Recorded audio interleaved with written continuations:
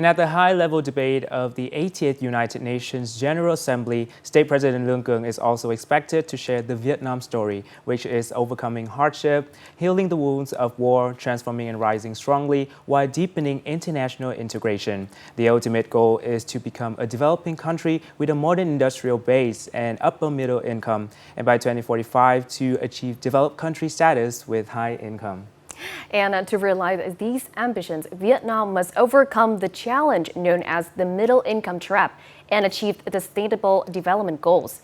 In line with the shared objectives of the United Nations in the context of mounting global challenges from geopolitical tensions to climate change, what must Vietnam to do continue its path towards prosperity?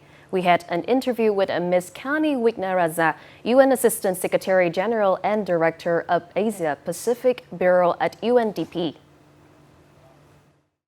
Well, thank you very much for joining me in this interview. Looking at the journey of countries that have successfully escaped the middle income trap, what lessons do you think Vietnam can draw to ensure rapid growth that is also sustainable? You know, we have just 5 years to go. Right. If you look at the SDGs as a end goal, but development is not a destination, a final destination, right? It is a continuously growing, evolving journey. What's really good is this country has embedded the SDGs in its national plans. First, I think the place where some of these new ambitious economic reforms, how do they land with institutional change? The public administration, public services, can they keep up with the ambition of the new reforms? Has every province yet to embed the SDGs in local planning and in local development? The second is, as I was saying, the private sector, the business community has to step up. It has to grow. This country needs more unicorns. So what will support more startups, more innovation? What will bring in more FDI?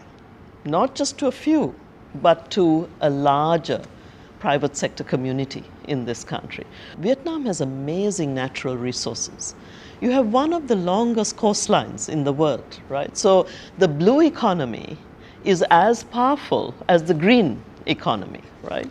Are we really making the best optimal use of the marine economy and ecology?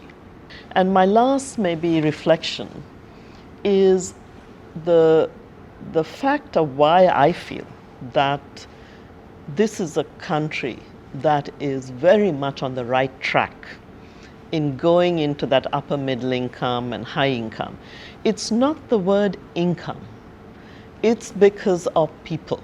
And if we keep investing in people and their capabilities and their dreams, their identities and their sense of being a part of this country, equal part of this country, I think this is untouchable. This country is going to leapfrog going forward.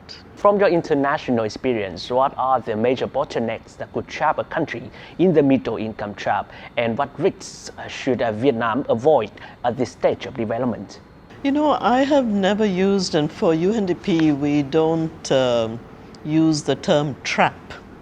It has a sense of somehow being powerless, that you're put in a cage and you can't get out, right? And I don't think that is the story of Vietnam or many of our countries in this region. So I think you have to get out of this middle income trap that is a mental trap. It's not that someone has locked us up in a cage and say you can't get out. So I think it is really a determined sense of what policies, what mix of institutional reforms, how do we use financing to improve prosperity for more people, so that you're not stuck at one level. Do you only want to be a high-income country where it's measured by income, but everyone's deeply unhappy? Right? So it's a different set of measures when you look at it from the lens of, does everyone have a fair chance? But you can attract financing that comes in and really boost not just the economy, but the societal well-being. And I think that, is a fundamental set of core values that immediately puts you on a different path.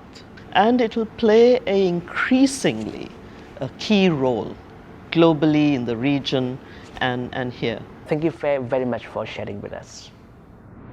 Thank you so much for inviting me. Thank you.